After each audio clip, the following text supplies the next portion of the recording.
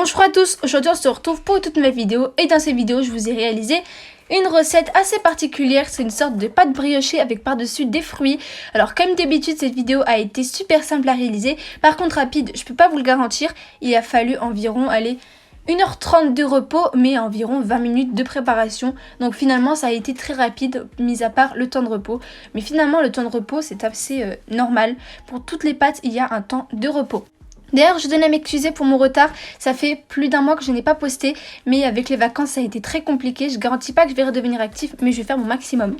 Bref, je vais arrêter de trop parler et je vous laisse avec la suite de la vidéo, c'est parti! Pour cette recette, vous aurez besoin de environ 250 g de farine. On aura aussi besoin de 3 œufs petits, pas énormes. On aura aussi besoin de 4 g de sel, 8 g de levure boulangère, et on aura également besoin de 250 ml de lait et 20 g de sucre en poudre. Et pour terminer avec les ingrédients de la pâte, on va avoir besoin de 125 g de beurre pommade. Pour qu'il soit pommade, je l'ai sorti 15 minutes avant et je vais encore le laisser un peu histoire qu'il ramollisse un peu et que ça sera plus facile pour la pâte après. Pour la déco par-dessus ou pour histoire de rajouter du goût, je vais avoir besoin de pêches. Personnellement, je l'ai pris en conserve, mais pour les pêches, vous pouvez très bien prendre d'autres fruits comme des myrtilles ou bien des abricots, comme vous voulez. Vous faites selon vos goûts. Et je vais rajouter aussi du sucre et quelques autres trucs, mais c'est vraiment facultatif.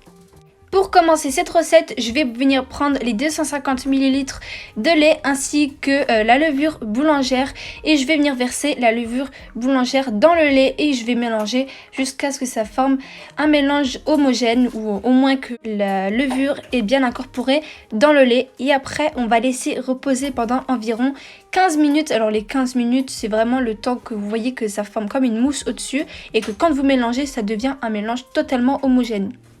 Dans un bol, on va venir verser les 20 g de sucre. On va également verser la farine, les 3 œufs, le sel et on va mélanger. On va bien mélanger jusqu'à ce que ça forme un mélange bien, on va dire, épais. Ça va former une sorte de pâte, mais c'est tout à fait normal. Vous allez voir au fur et à mesure des étapes que ça va beaucoup changer de texture, mais c'est tout à fait normal.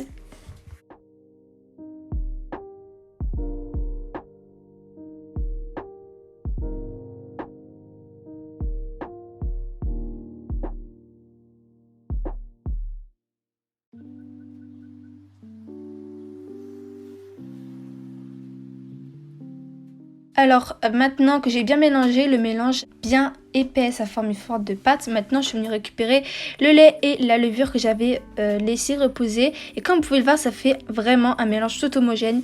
On voit qu'une seule couleur, donc c'est tout à fait bien. Du coup j'ai versé le lait dans la pâte et je vais venir mélanger jusqu'à ce que ça forme un mélange lisse. Normalement vous allez voir, alors ça fait bien mal au bras, mais vous allez voir c'est tout à fait normal. Vous devez bien mélanger jusqu'à ce qu'il n'y ait aucun bout et normalement ça va vous faire un mélange bien lisse.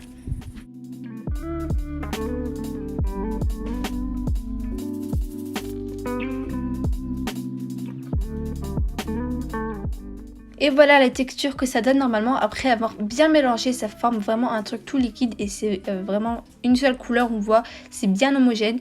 Du coup maintenant ce que je vais venir récupérer c'est notre beurre qui est bien pommade comme vous pouvez le voir, il est assez mou. Du coup ce que je vais faire c'est que je vais l'ajouter dans le mélange et je vais bien mélanger jusqu'à ce que ça forme au moins un mélange épais et je vais continuer de mélanger et je vais essayer de former une pâte. Pour former la pâte vous devez aussi ajouter de la farine, donc tout ça je vous expliquerai bien après.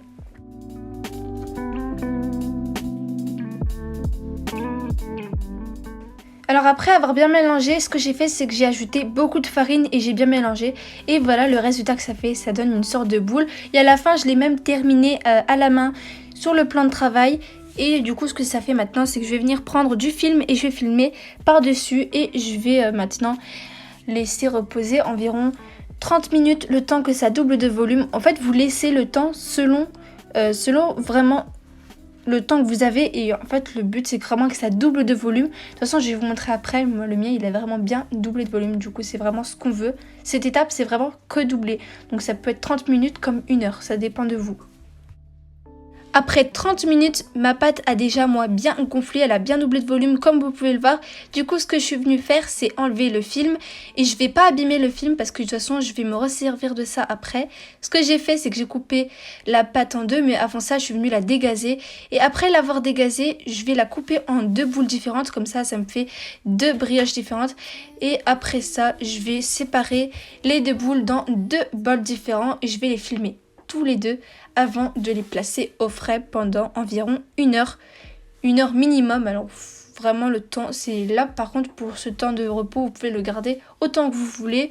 Moi personnellement j'ai laissé une heure parce que de toute façon c'était vraiment urgent, c'était pour ce soir cette pâte, du coup j'en avais besoin. Mais vous vraiment vous adaptez le temps de repos selon le temps que vous avez et vraiment là vous faites comme vous voulez au niveau du temps. Mais moi je vous conseille de le laisser une heure. Alors je vais pas vous mentir mais je l'ai laissé un peu plus d'une heure et voilà ce que ça fait. Normalement vous allez voir que ça a bien doublé de volume. Du coup ce que je vais commencer par faire c'est dégazer la pâte à l'aide de mon poing. Alors ça je vais pas vous expliquer comment faire, vous avez juste à regarder sur l'image. En plus c'est vraiment, on fait ça dans vraiment toutes les pâtes qu'on réalise. J'ai fait ça pour la pâte à pizza et bien d'autres pâtes qu'on a laissé reposer. Bref, ce que je suis venue faire ensuite c'est le mettre sur le plan de travail. Et maintenant je vais vous donner une petite astuce pour placer la pâte dans un moule et pour éviter qu'elle colle. Du coup ce qu'on fait c'est qu'on va placer la pâte dans un papier sulfu qui est fariné. Bien sûr il faut bien fariner le papier sulfu. Et on va ensuite recouvrir avec un deuxième papier sulfu par-dessus et on va étaler la pâte.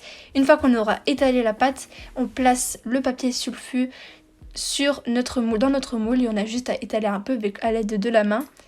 On enlève l'autre papier sulfu par-dessus et ça vous fait un bon résultat normalement. De toute façon regardez sur l'image, je vais vous montrer le résultat. Voilà le résultat que ça donne. Comme vous pouvez le voir, je l'ai bien étalé. J'ai coupé un peu le papier sulfu, histoire que ça fasse un peu plus joli. Et maintenant ce que je vais venir faire c'est récupérer les pêches et je vais les couper en rondelles et les étaler partout sur la pâte par-dessus. De toute façon je vais vous montrer le résultat, ce que ça donne. Voilà ce que ça donne du coup par-dessus. Et ce que je suis venue faire maintenant c'est prendre du beurre. Il faut du beurre assez dur, vous savez, le bon beurre pâtissier. Et je vais venir le couper en petits carrés et je vais le placer par-dessus. Une fois que ça sera fait, je vais prendre du sucre roux ou de la cassonade plutôt. Vous pouvez même prendre du sucre en poudre normal. Vous savez, la sucre en poudre que j'ai utilisé tout à l'heure pour faire la pâte. Vous pouvez vraiment prendre n'importe quel sucre et en plus c'est facultatif. Et ce que je suis venue faire c'est le saupoudrer par-dessus, histoire que ça rende un peu plus du goût. Et ce que je vais faire après c'est l'enfourner à 160 degrés pendant 20-25 minutes. Voire 30 minutes. Vraiment la cuisson c'est selon votre four comme d'habitude.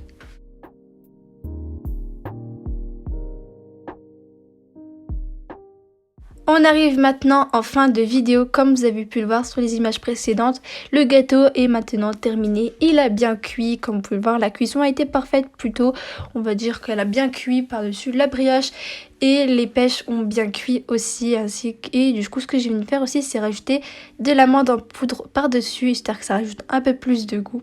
Maintenant que cette vidéo est terminée, vous avez pu voir vous-même grâce aux images que cette vidéo a été simple et franchement la recette elle n'a pas été très compliquée. La pâte elle a vraiment pris 20 minutes à la préparation. Il y a eu certes 1h30 de repos mais c'est pas beaucoup. Après vraiment vous allez voir que c'est simple et vous pouvez réaliser la recette chez vous sans problème, même pour ceux qui ne cuisinent pas beaucoup. C'est simple, en plus c'est vraiment bon, donc c'est vraiment une recette parfaite. Du coup, si vous avez aimé cette vidéo, n'hésitez pas à liker, commenter et à vous abonner. Et moi, je vous dis à plus tard pour de prochaines vidéos. Ciao!